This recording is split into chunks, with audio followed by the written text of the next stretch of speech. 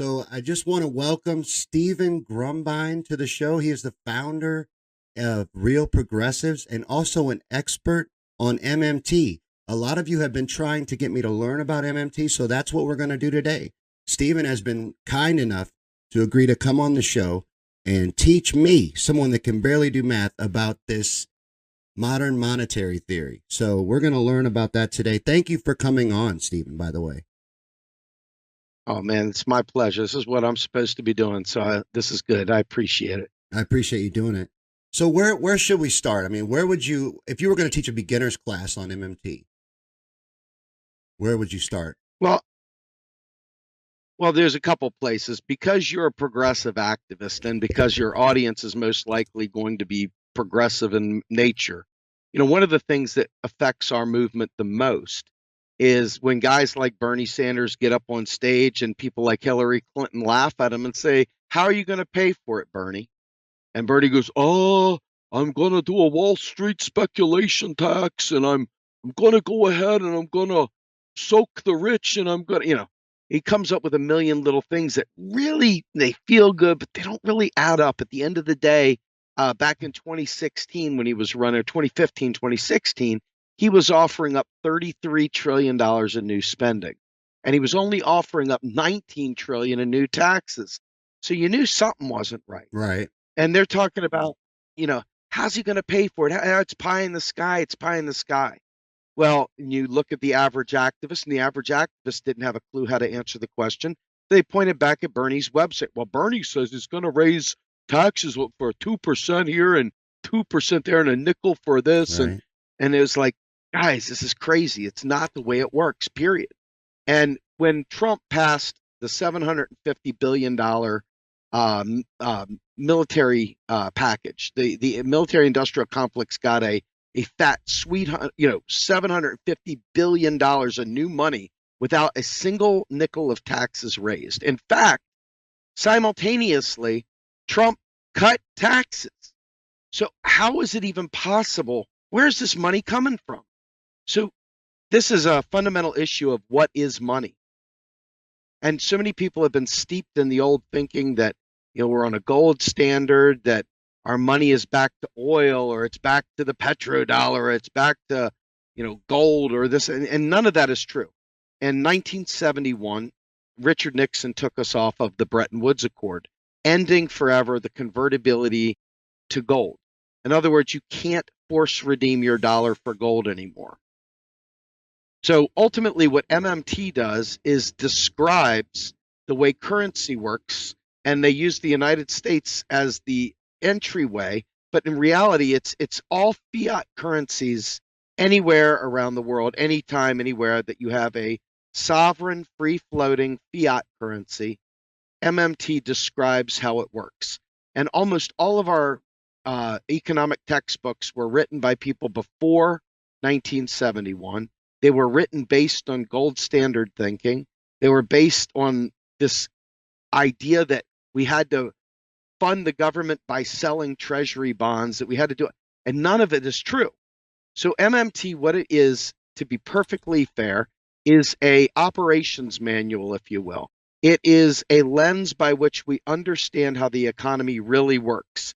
It's not telling you we believe in deficit spending, or we believe that we should not tax the rich, or anything like that.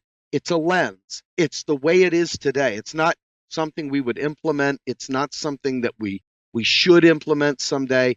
It is how it is today. The problem is that everyday people, you and I, we go to the bank and we go to pull money out of the bank account, and there's no money there. And we're like, what is that? What's going on? How do I pay my bills? And so we have a certain amount of money that we can spend, and if it's not there, we can't spend it.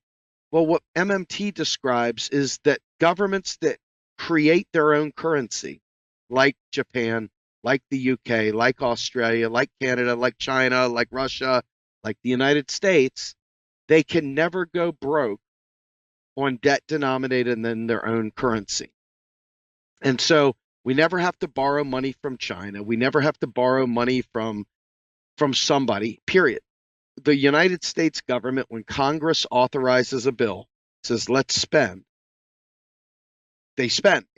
there's never any money. We don't save money. We don't print money. We don't do anything like that. What happens is that the United States government creates digital money in the form of keystrokes by raising deposits up or cutting bank accounts down with simple keystrokes. When Congress says we're going to spend $1,200 per person for COVID-19, whatever, they mark people's accounts up or they put it in checks and they send it out to you. But it's all digital. There is no printing of money. And the thing is that in a fiat currency like what we have today, rather than just waiting, for the bathtub to overflow with a bunch of money, we don't just keep printing more money. What happens is that when we tax money, we literally delete it out of existence. It doesn't pay for anything. The federal government, to get right back to the core of this, is a currency issuer, and it is the wellspring from which U.S. dollars begin. It made its banking agent, the Federal Reserve, do its bidding for it.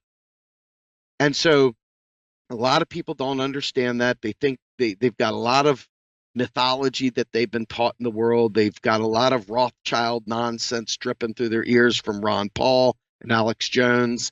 And they've got a lot of fairy tales that we all got taught, by Tales from the Fire Pit and at the Bar Stool, that we all repeat and we repeat and we repeat until they become kind of the de facto lie we tell each other, because we can't make heads or tails of why our government, that's supposed to be we the people, isn't serving we the people.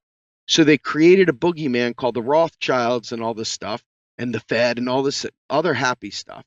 And it prevents us from ever demanding that we actually get the things we need, like getting rid of student debt, Green New Deal, Medicare for all, or even better, a full-blown health service, you name it. So ultimately, the deal is the United States government is a currency issuer.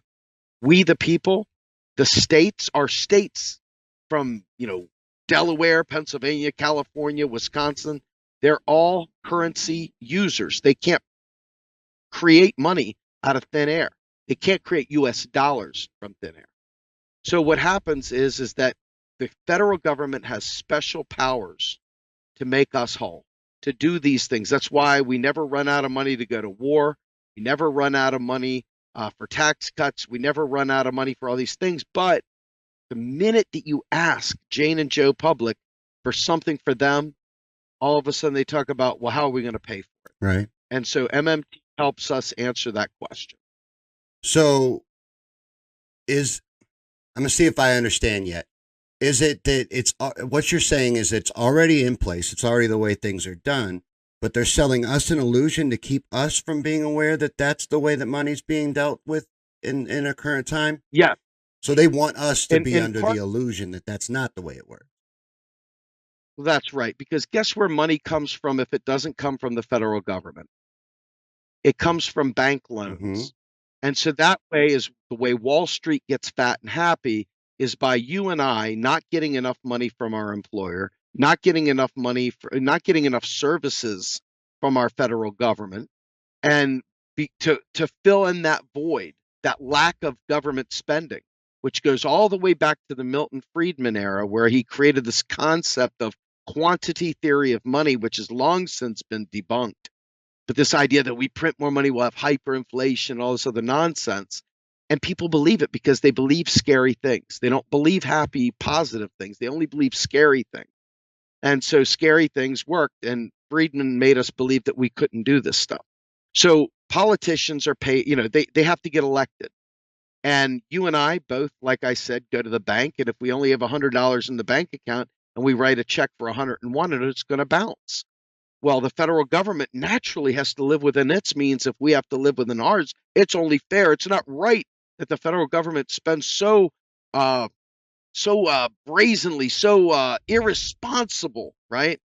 And so they play on this household budget thing because that's what we believe. Because they couldn't sit up there and tell everybody, truth is the federal government, every time Congress authorizes spending, Article 1, Section 8, spending happens, period. There is no bank of gold. There is no balled up, fat stacks of dollars waiting to be spent. It's always on-demand money. When Congress passes a law, the Fed keystrokes those dollars into existence, into the Treasury's account, and then the Treasury pays bills with it. And that happens every single time, Would period. this system stay above line if everyone was allowed to participate in it? Because Absolutely. how though? Because right now it Well, sounds so like a game they're playing against the people. So they have us convinced that money works a completely different way. Because going through what you've said so far, everything that I, for instance, understand about the Federal Reserve System and our money is a lie. So if that's the case, and the reality is that, we can do anything we want with our own money. If everyone knew that, and if we were all able to operate in that system, how would it be sustainable? And like an aside question to so, that, like Zimbabwe, what happened in Zimbabwe? so perfect. Let me start with number one. There are real limits. The limits are not financial though. The real limits are real resources. Okay. So if we don't have enough doctors, if we don't have enough teachers, if we don't have enough lawyers, if we don't have enough roads, if we don't have enough water or gasoline or enough corn or enough hospital beds or whatever, then you will see competition for real resources. But when you have an abundance of real resources, okay, and you can allow the economy to spend up to the point of that economy being able to have real resources to meet the demand. Okay. So ultimately, Alan Greenspan was asked by Paul Ryan, hey, wouldn't it be better if we privatized Social Security to make it more solvent? And Greenspan said, well, it really isn't insolvent at all. There's no chance of it being insolvent. The issue is not whether it's solvent, because we can pay benefits forever without ever spending FICA. The FICA dollars are deleted. So it's not a matter of having FICA. He said it's a matter of having the real resources. Can we build an economy where people that have more access to purchasing are able to purchase those goods and services without driving inflation up? Inflation is usually an issue of supply. It's an issue of, do we have the real resources to meet the demand? And you brought up Zimbabwe, which is a very, very good case in point of this. Zimbabwe is a typical one that is thrown out there like bait in a fish tank. And reality is Mugabe, who was the king, I guess, or president of Zimbabwe, took the farmland away from the colonizers and gave it to his indigenous warriors. The indigenous folks did not know how to farm. They had not learned, and it was, they had huge production. They were almost food secure. They were almost sovereign with their food supply. And all of a sudden, there was a drop in production of 60%. Well, when you lose 60% of your food production, you now have a scarcity that has not, you can print $1 bazillion and it won't pay for a loaf of bread because there's too many people that want a loaf of bread. And so what happened is that the lack of production in Zimbabwe created a hyperinflation scenario. Had nothing to do with printing money. Printing money happened after the fact. The real issue was they had a major shock to their production, to their supply chain, and they didn't have the kind of real resources beyond that to back up buying foreign goods, so they couldn't even replace it. You look up at places like Weimar Republic, which is another one that's thrown out there frequently. And Weimar was just destroyed by the Treaty of Versailles.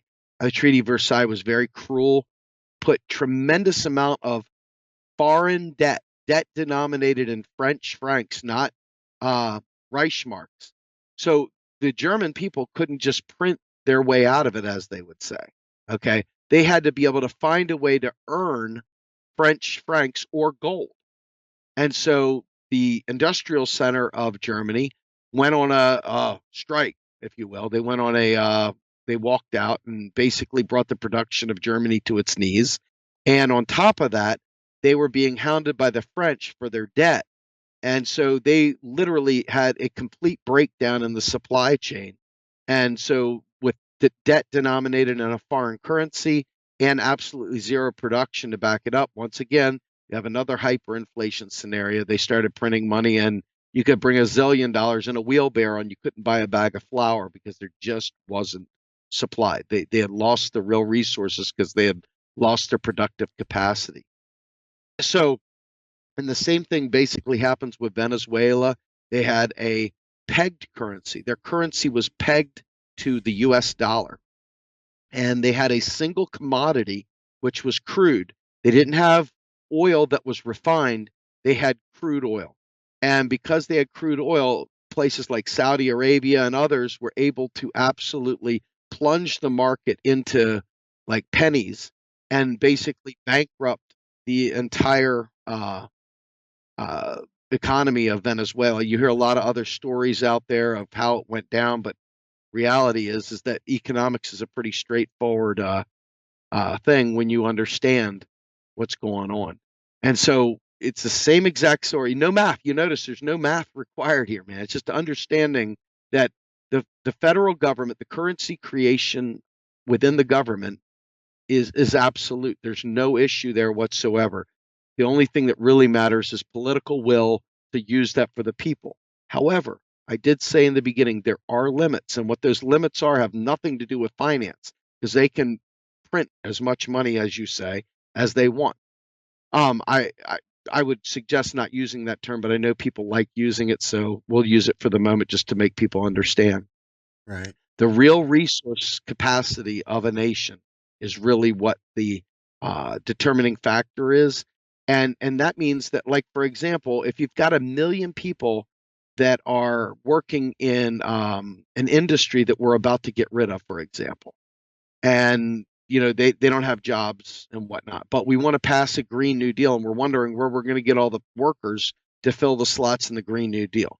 Well, in this particular case, you would want to shift resources, in other words, labor, from say the fire sector into some sort of public sector work where they're building bridges and so forth. So it's just a matter of shifting real resources to where the demand is.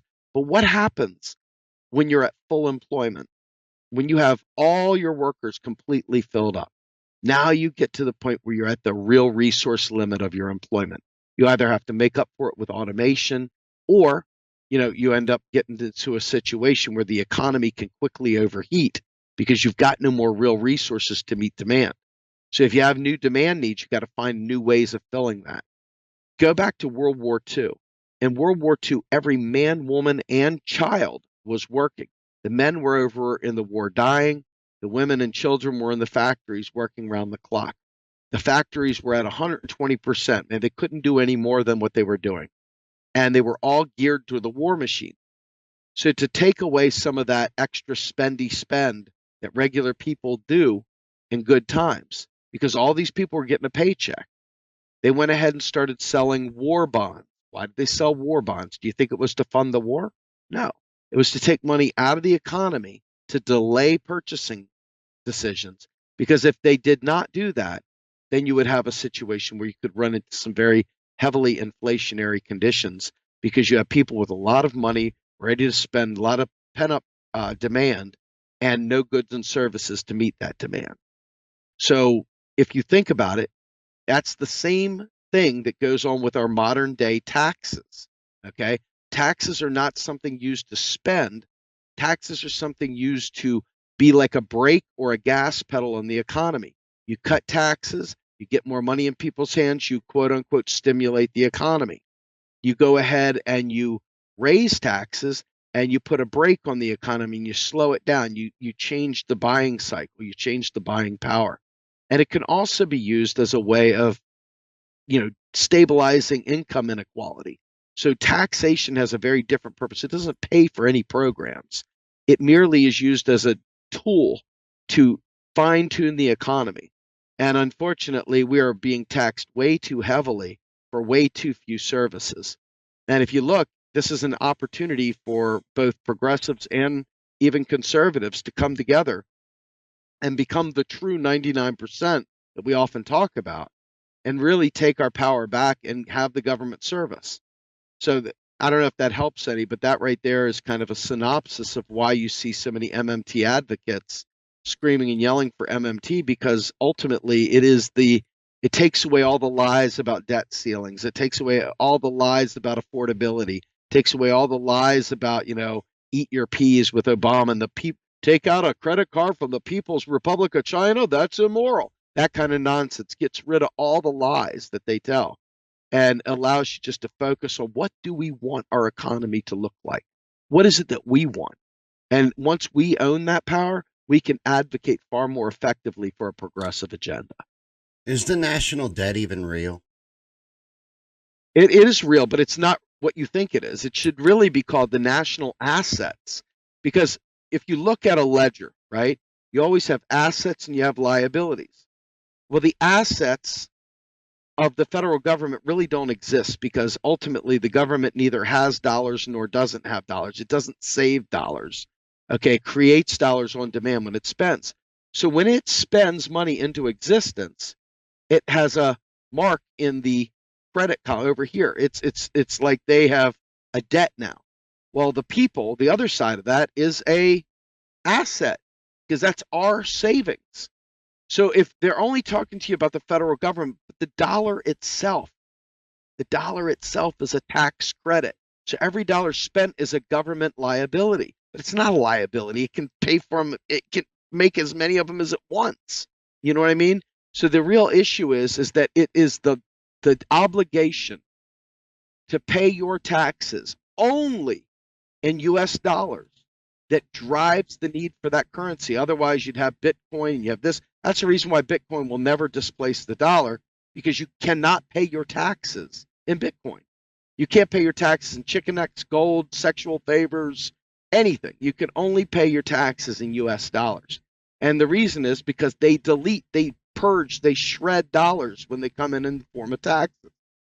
And back in the day in colonial times, they used to sit there and literally burn the coupons. They would literally burn it. Okay.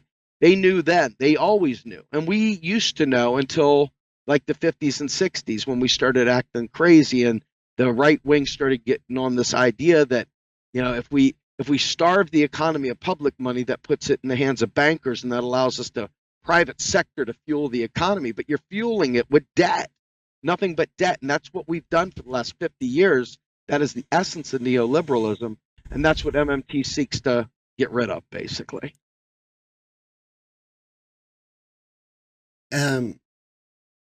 I don't know how familiar you are with what I do, but I am a conspiracy guy. I happen to host a conspiracy theory show on Wednesday night.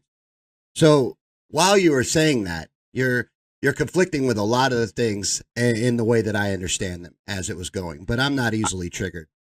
So I took it all in, and really, it was more fucked up what you just said than the conspiracies themselves, because this seems incredibly evil. If true, you are just, we are being played with like toys. Yes. Yeah. It's murder. Let me say it in a very clear word. Every time some asshole says, let's reduce the deficit, I want you to understand this. The rich, they don't get hurt. They're fine. They lose a couple points. They lose a couple dollars. It's okay. They're still going on vacation. The poor at the bottom? No, that's not the way it works. The poor at the bottom end up homeless. And then you got the scowling people looking over their shoulder as they use their food stamps. And you watch the scowling people look at them as they lay under a park bench. And you look at how they are treated all the way across. But yeah, the truth of the matter is that they know, and they do know. And Stephanie Kelton, who is one of the leading proponents of MMT, and also Bernie Sanders' former economic advisor, just wrote a book called The Deficit Myth. And it lays it out much clearer than I could ever do. It's beautiful. It's wonderful. And it really, really helps a guy like myself who came from the Ron Paul world of End the Fed and the Rothschild. And I even have a Slayer scream. I go, Rothschilds! And I just really get into it because, I was right there. I got the creature from Jekyll Island in my studio. You don't believe in that stuff? You don't believe in the Jekyll Island conspiracy or the Federal Reserve?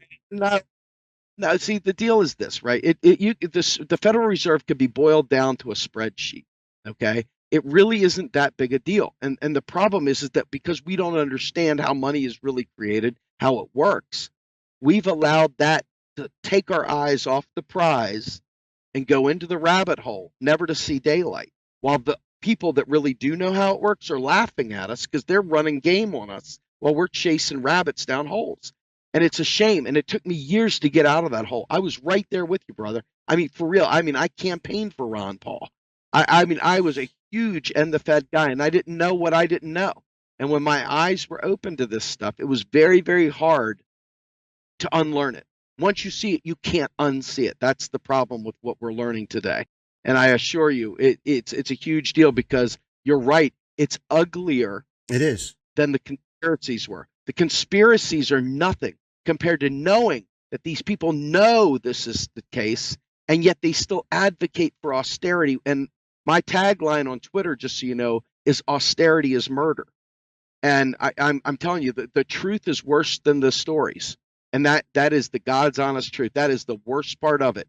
And once you realize that people are dying over this, it's almost impossible to sleep at night. You want to just change the world because it'll enrage you. And it does me. And that's what the fuel for my activism. So is it your belief that if you raised enough awareness about MMT and got enough people to understand the way the economy really functions, that we would get a seat at the table? That they would let us play in their game? Yeah, I look at it a little differently. I look at what's happening right now with the streets and with Black Lives Matter. And I watch people taken to the streets. And regardless of what people think about this, people start paying attention. That didn't pay attention before. Right. Okay. And so when you look at us, we've already tried to vote our way out of this. It didn't work out too well. Okay. We already tried a couple times to vote our way out of it, and it didn't work out too well. I really believe that the only way out is a non-electoral, revolutionary mental approach that we all understand. Hey, I mean, if we can talk crap about the Federal Reserve all night long, we can talk crap about Congress not serving our needs. Right. And we can do it with some conviction too. And I believe that if you look around, I am in such a minority. I am the true 1% when it comes to MMT now. And it stinks because you try to have these conversations with general burners and other lefties and stuff, and they don't want to have the conversation. Similarly to how you and I talked offline, where you said, Steve, I don't know math great, and I don't know math great either, too. You know what I mean? And so it can be daunting to enter into this fray where they purposely obfuscated basics to make us get distracted and turn into. And so we look for how can we make sense of this craziness? And that's how a lot of, it's not to say all conspiracies, but that's how some of this conspiracy stuff, especially the perpetual, oh my God, the end of the dollar is here. And it never is. Why is that? Because as long as the United States government can tax in the US dollar and collect the tax in the US dollar, it's going to be fine. Doesn't matter whether you have faith in it or not. Show your lack of faith by not paying your taxes and watch what happens. You see what I'm saying? There is a real cause and effect. And that stick is what they use, because it didn't have to be quite like that stick. But that stick, that obligation to pay a tax, no matter how big or how small, that is what drives the currency. That is what forces us to get currency. That's what forces us to get the US dollar, is the need to pay our taxes. And that's what will keep it valuable. That's where the quote unquote buying power derives from, is that the United States government says, I'll take $1 in payment for $1 in taxes. And it's that relationship, it's that tax credit that really drives the US dollar and drives the entire economy. It doesn't pay for any program. Taxes are necessary, but they aren't used to pay for anything. Does that make sense? Yeah, I get what you're saying. They're using it to control the money supply and not so much to pay for things. Is that what you mean? Well, it's not really the money supply.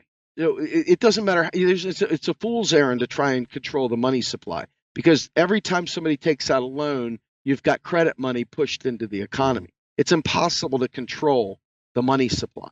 What it does is it drives the need for the currency. In other words, if I say, hey, Shawn, why don't you go ahead and build a deck on the back of my house for me, and I'll give you these dollars, and these dollars are just pieces of monopoly money. And you're like, what do I need a piece of monopoly money for? And I'm like, yeah, you know what? You're right.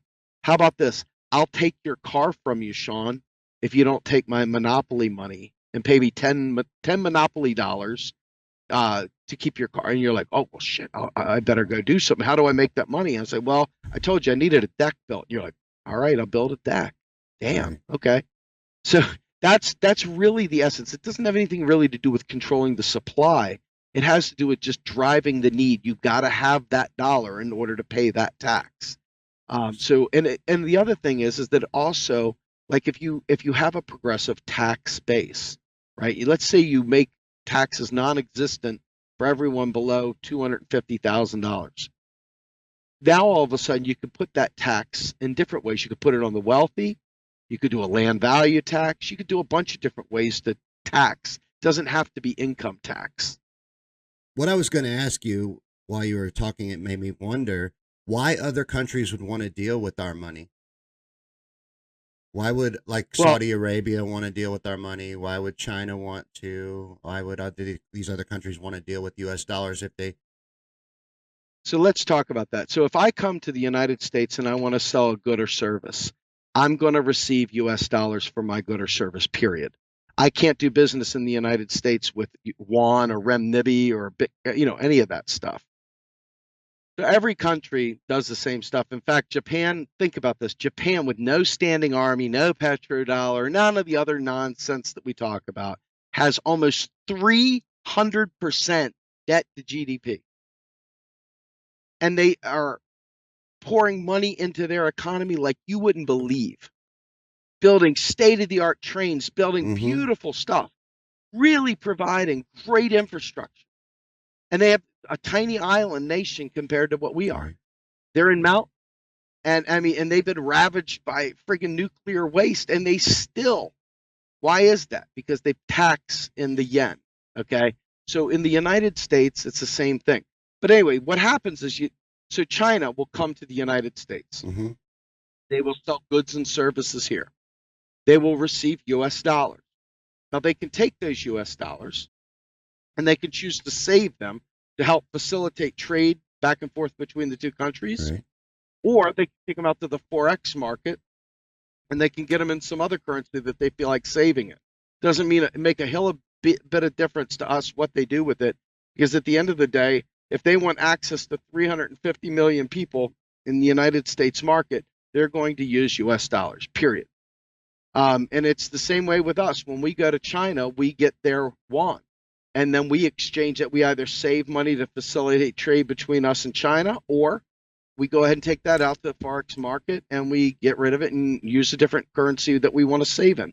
Depends on where we have the most need for fluidity to be able to maintain our trade. So it really is much ado about nothing. It really doesn't change anything. Every country comes to the United States, uses their currency in their country, and then they keep some of it to facilitate trade or whatever, but that's the beginning and the ending of it. It really doesn't matter at the end. So there is evidence. I'm going to go ahead and admit there's evidence for this being the fact of the matter. Like I feel like I've learned a lot more about MMT. Like I feel like I have a good understanding of it now. I didn't even know that was possible, but I feel like I do. But like what I was going to say is that the Pentagon talks about having misplaced 20-something trillion dollars in the last couple decades. That would explain how that's accomplished on a less than $1 billion or $800 billion a year budget. How do you lose trillions of dollars? Yeah, it's not really lost. And there's a website out there called Metabunk that shows this. It's really a matter of the accounting receipts and stuff like that. And they've gone through this and they've shown it. It's sloppy, crappy accounting. And it is definitely proof positive that once again, when we appropriate funds, they get spent wherever they get spent, whatever. And to be fair, to be really fair, it's just trinkets. I mean, it's just coupons. It's just pieces of paper, digits. It doesn't mean anything until you tie the tax to it. Once you tie the tax to it, and more importantly, you say, the United States government is the monopoly issuer of its currency. It uses its fiscal agent and the Federal Reserve that handles their banking. It's just another agent, just like any other thing. Part of it's internal, which is the Board of Governors, and part of it is external, which ties the entire global banking system together, just like all the other Bank of Japan, Bank of England, Bank of Australia, et cetera. I mean, they all have their own central bank. It's so much there that has just to do with clearing payments, right? Like, for example, one of the big lies that we learn about is this concept of loanable funds. And this is a term that maybe you've heard before, maybe you haven't heard before. You heard fractional reserve, things like that. The idea here is that we don't lend deposits out. Deposits never get lent out ever. That's not how it works. Banks create their own debts and so forth, and they purchase reserves in the open market to facilitate their loans. They got to have certain assets and so forth that facilitate that. They have certain liquidity requirements that they have to meet their ability to transact as a bank. They have to have a charter. They have to be licensed. There's all these things that go into it. But ultimately, they're kind of already public-private entities across the board. Ultimately, to do business with England, you're leaving the United States, and now you're doing, you're in the private sector, so to speak. So there has to be an ingress and an egress in the banking system. At some point in time, it leaves the public space into the private space. So it's really mostly the whole central banking thing. They figure it this way: these people are appointed and they're hired by neoliberals. Neoliberals hire neoliberals. So what would a neoliberal do if a neoliberal had access to setting interest rates, which is all the Fed really is in control of? They clear payments and they manage interest rates. Congress is the only one that has the authority to actually spend money into existence. You hear about the central banks doing quantitative easing and things like that. Really, it's just shifting deck chairs around. They're not creating new money. What they're doing is they're literally just changing the form of debt. They're shifting it around. So, I mean, there's a long version of that, and I'm not going to get into it now because I think that would probably be a whole couple shows in and of itself. But the fact of the matter is that really all these things is just different forms of money. A treasury bond is just an interest-bearing dollar. Basically, it's a savings account, nothing more than that. So when we try to sell bonds and things like that, it's like the safest investment in the world, but it doesn't fund the government. So a lot of the myths and legends about central banking and so forth really don't hold up at all. And it doesn't take much picking to get past it. Most of the stuff they talk about is just really, really fear of big numbers and a lot of hyperbolic, quite honestly, a lot of it is anti-Semitism wrapped up in years and years of storytelling. That doesn't mean they're good people. Doesn't mean that I like. Whose story is it, though? Is it theirs that they tell to us? Is that what it is? Or is it one we made up? I think it's a combination, because if you look back, a lot of the Federal Reserve used to have open recordings of all their meetings and everything. And you can see over the years how their charter has been changed by Congress countless times, because they are a creature of Congress. Congress can change their laws anytime they want for how the Fed is managed, how the Fed does anything. And so the appearance of independence is there.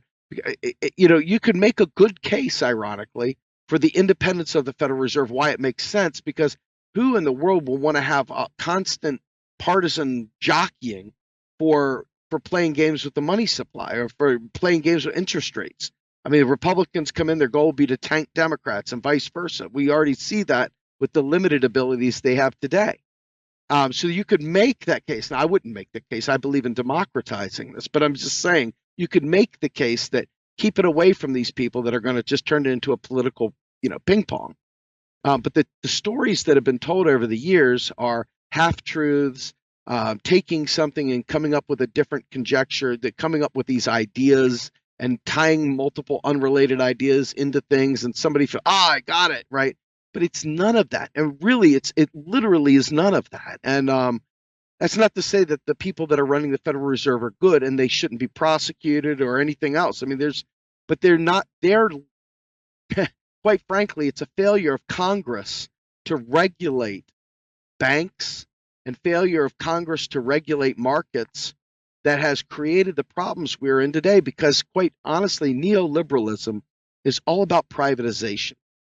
And so by Congress acting like the federal government is impotent to solve these problems, it puts the power in these big donors' hands. It puts the power into the corporate hands. And that's why it's so important to fight these neoliberals back. The conspiracies are so not where the time and energy should be spent. It really is about educating the people to get through the fog so that we can say, I know what you did last summer. I know what you're doing today. And damn it, we want you to give us these things right now. It's public money. It's not taxpayer dollars. You are going to stop spending it on the rich and you're going to start spending it on the poor, or you're going to deal with a major upheaval. And I think it was Henry Ford that said, "Oh my God, if the people knew how banks work, they'd be out in the streets, yesterday. I mean, pitchforks and torches kind of thing." And it's true. The fact of the matter is that if people understood the way this worked and they realized that they're being lied to, they wouldn't put up with it anymore. But the problem is they believe that there is no other alternative. It's like patriotic to say taxpayer dollars. Everybody says taxpayer dollars. You know what I mean? But it's a lie. They're not taxpayer dollars. But they use that. Why is that? What do you think of when you think of a taxpayer? Do you think of a young gay black man or an immigrant? No. You think of a white guy. You know what I mean? You think of the oligarchy. You think of good people, right? They're good people.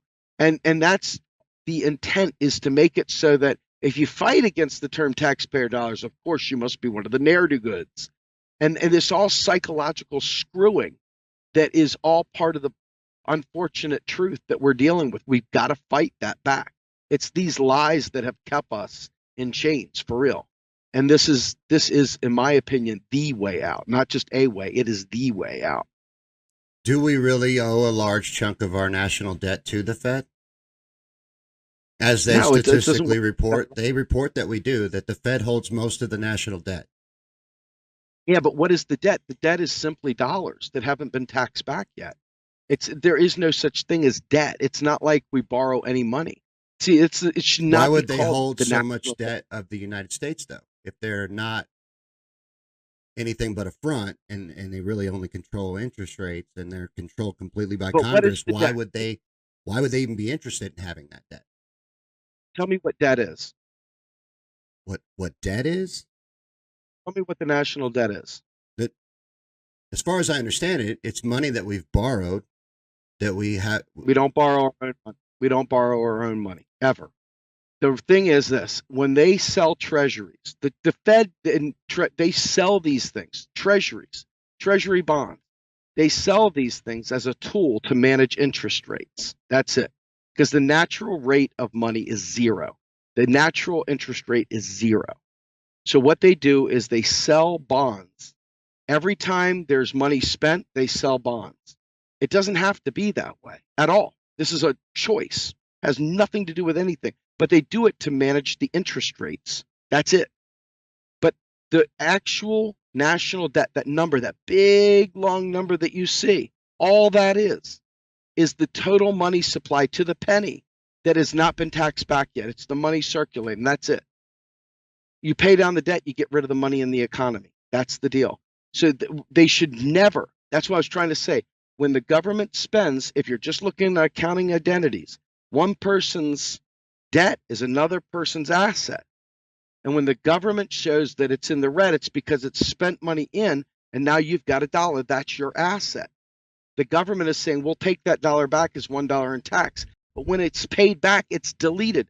If you look, the Federal Reserve pays back to the Treasury $100 billion a year almost.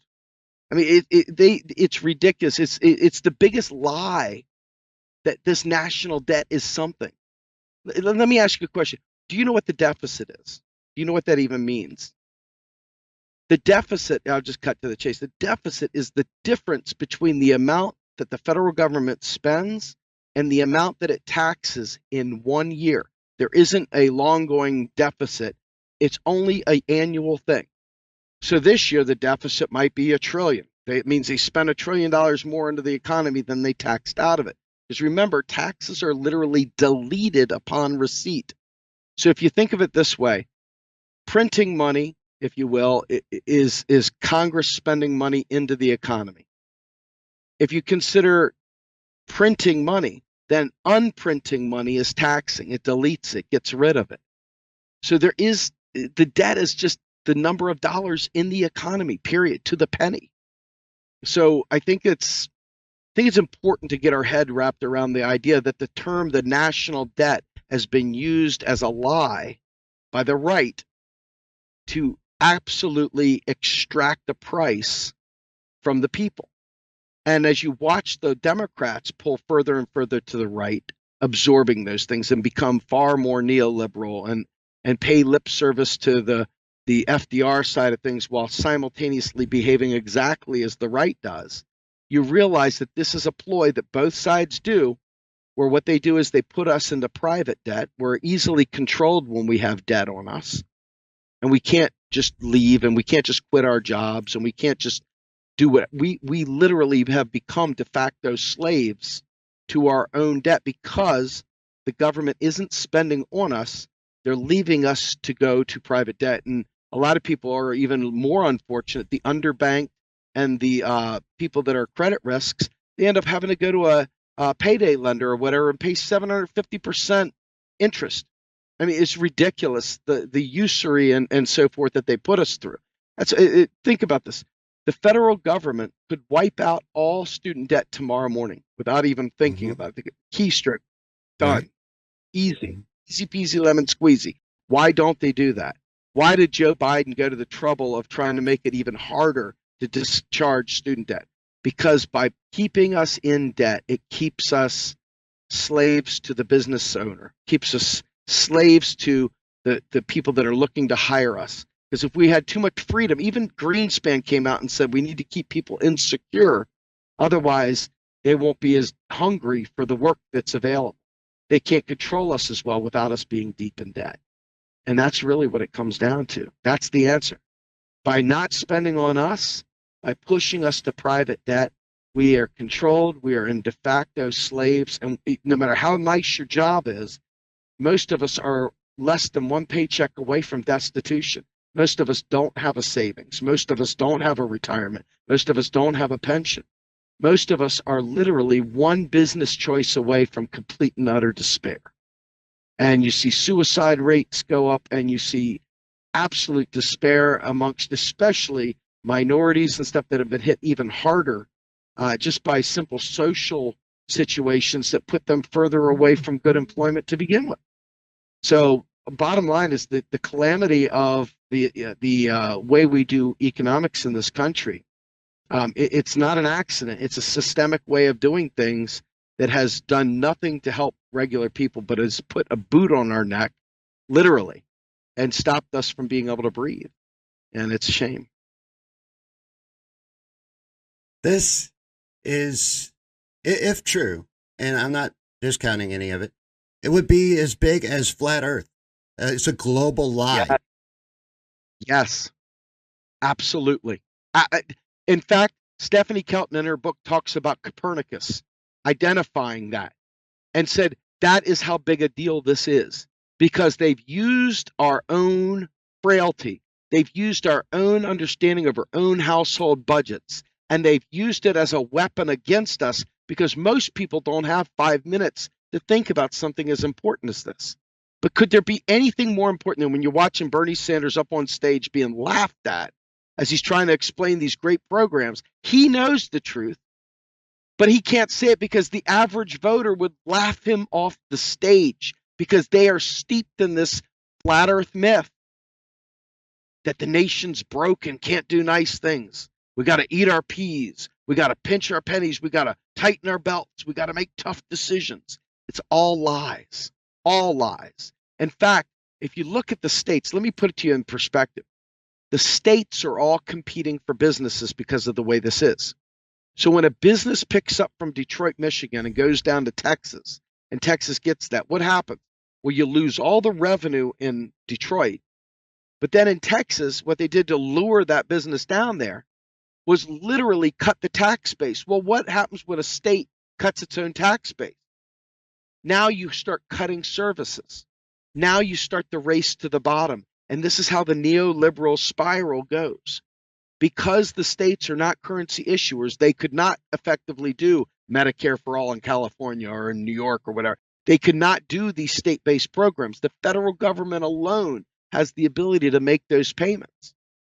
So it becomes a real challenge to make people see currency issuer, currency user. Look at Greece, for example. When the Greek people left the drachma, they gave up their own monetary sovereignty and they went and took on the euro. They lost the ability to fiscally police their way out, policy-wise, their way out of situations. They were able to buy their own debt. They were able to do their own things. But once they took on the euro, the troika was now in control of them. So now every dollar is like Detroit trying to get money. They're heavily dependent on tax revenues. Well, what does Greece produce? Greece produces tourism. I mean, Greece is not well known for its manufacturing base. It's not like a mecca of all things technological. So their primary export, if you will, was their tourism trade. Well, I mean, that's not sustaining. So they were always a quote unquote net importer, just like the United States is. Well, guess what? The United States can maintain that net importer position. It could still fuel tons, millions of jobs, any jobs. You could have a federal job guarantee tomorrow and could put everyone to work to save us from climate change or whatever. But Greece, not so much. They got to take on all that private debt. So Troika institutes austerity. They start putting them into receivership like they're bankrupt, and they start treating them like that we did to Puerto Rico.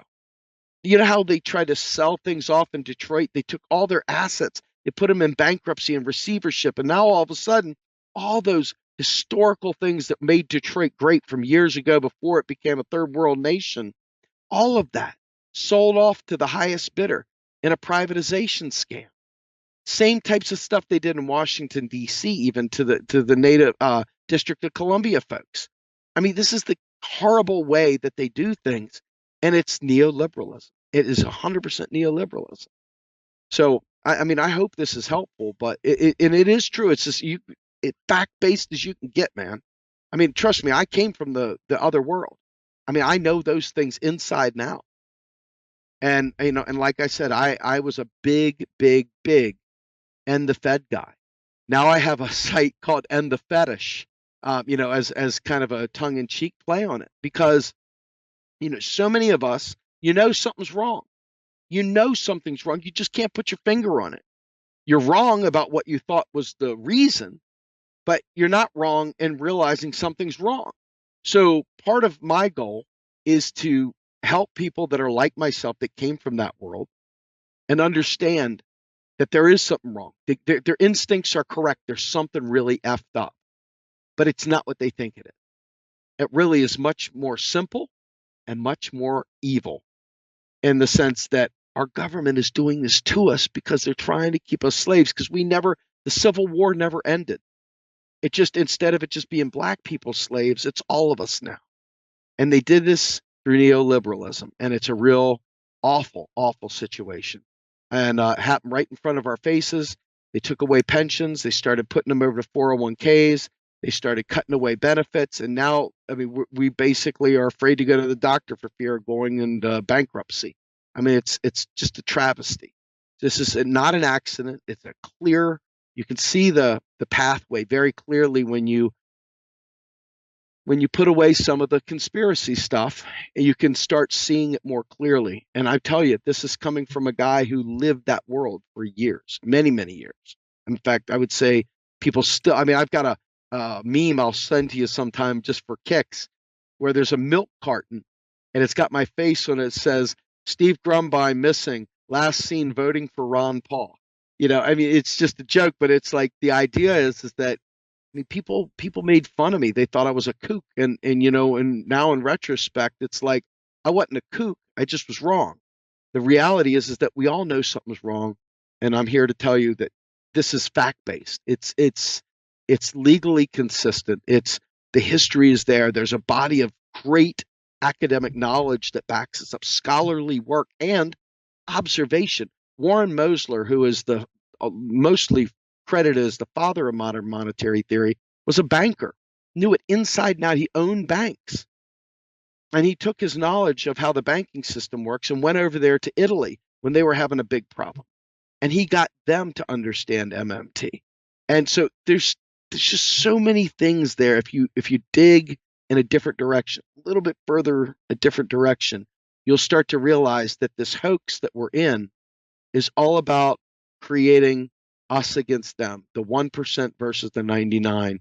And it's right there in our faces. And they keep just enough people happy to prevent them from revolting, while the rest of us just suffer because we don't have the numbers to win elections. I 100% agree we're in a class war. We have been for a long time. But yes, that's sir. exactly what's going on. And I got to be honest with you. Like this whole story, I definitely have had my eyes open, and I understand now what it's about. Like I think I have a clear understanding about it. And you're right, it doesn't have anything to do with math. But that makes me angry. I don't think I've been this triggered in a really long time. Good. Yeah. I mean, I'm not trying. I want to tell you something, and you'll probably think I'm nuts, and I'm okay with that. I really am. I cry, and I'm a big dude. I'm 6 foot, 250, 260. And I mean, I'm an angry guy, and I've got a lot of, but now I got knowledge going in there too. So it's even worse, right? It's even worse because when I go into the city and I see homeless people, I know that's a political choice. They made the choice that that's the way they want it to be. There's no reason for it to be that way. We literally don't need it to be that way, but they made it that way.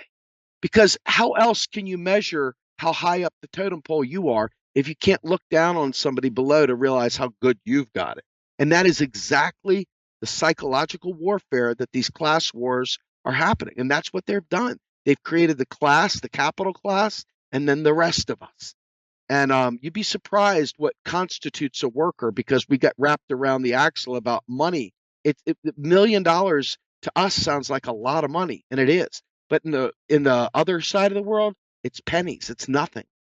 And reality is that if we started thinking as a class movement and started opening our eyes to what the game is, we might just be able to overthrow this thing with a bloodless coup. Because right now what's happening is you've got a lot of death. There is more death by austerity than our military will ever do. And that is frightening. If you think about how many people die from lack of health care, how many people die from safety issues that are not taken care of out of cost savings, you name it. The federal government, if it wanted to make the states whole, could make it whole. This COVID-19 thing, they could have literally nationalized payroll for 6 months if they wanted to, meaning every person's pay stay exactly as it is so there were no layoffs. Keep every business solvent for till this COVID-19 went away, and then wean us off of it and get us back if they wanted to, right? But they didn't want to, because the minute they did that, they would make sure every one of us realized the government could do all this stuff and doesn't. Why doesn't it? Because it's serving a different master. It's not you and I. And that's our job, is to take that power back by knowledge. And it really is a knowledge thing, because the only reason why we don't fight is because we don't know better. I believe that. I really do. Right. I do too. And I believe that the truth and spreading the truth and raising awareness is the way to lead that awakening and get people to stand up and realize how bad we're being screwed. But Absolutely. One last question I wanted to ask is, in your scenario, like we all know in mine who the villains are, the global elite and the big bankers. In your scenario, who is they? Who's pulling the strings? It's the same people. It's the same people. It really is the same people. Our Congress is captured. Our Congress is captured because they are dancing to the tune of donors. And so it is a weave of layers upon layers of ignoring us while answering to people that are fattening their wallets. And that's what it comes down to. That really is what it comes down to. But it's Congress alone that could change this. And since Congress is bought and paid for, Congress probably won't without us standing up and taking notice and making them very uncomfortable. Okay. So we are still talking about the same group of people. I just want to make sure. Because they sure are the ones that look powerful. We sure have the same enemies. We just have a different battle that we're fighting. That's the difference. It's the same enemies. It's just the wrong analysis. Same enemies, though. Right. Well, I really appreciate you taking your time to teach me about MMT. And I think that everybody's going to get some value out of it, and we're going to have a better understanding of it. But I wanted to give you a chance to talk about your stuff that you would like to plug or promote, or anything you would like to say to people, or a website you'd like them to check out, or any place you'd like them to go, maybe to get more information or to check out some of your stuff.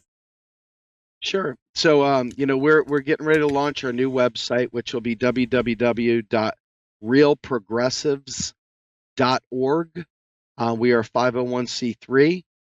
We also have a podcast called Macro, MACRO, the letter N, and then cheese, CHEESE, kind of a fun play on words for macroeconomics. And that you can find us at www.macroandcheese.com. And we have about 72 episodes of our podcast on there, all of them with high-end, very knowledgeable people that really know this stuff inside and out, and are academic warriors who are fighting a different battle where they've been cut out of academia, cut out of the journals, the academic journals that people praise each other for being published in. They block these people from being able to teach in major universities. However, they're flipping the tables, if you will. They're turning the tables on the money lenders, and they're out there. There's schools like University of Missouri and Kansas, UMKC, that many of the leading MMTers are graduates from. There's Levy Institute and Bard College, and now there's even Stony Brook University and the New School. So there are some colleges and universities that are finally breaking away from the neoclassical paradigm and starting to embrace an MMT-centric lens. Right on. Well, I'm glad to hear that, and I'm glad that you came on today. I want to thank you again for doing that and taking your time to explain this to us. I appreciate it. Absolutely, man. Anytime, man. And we don't have to be on camera. If you ever have a question and I can't answer it, I have access to people that can. So reach out, man. Right on. I appreciate it. Well, thank you for your time, Stephen, and I appreciate you coming on the show with us today. You got it, man. Have a great one, buddy. You too, man.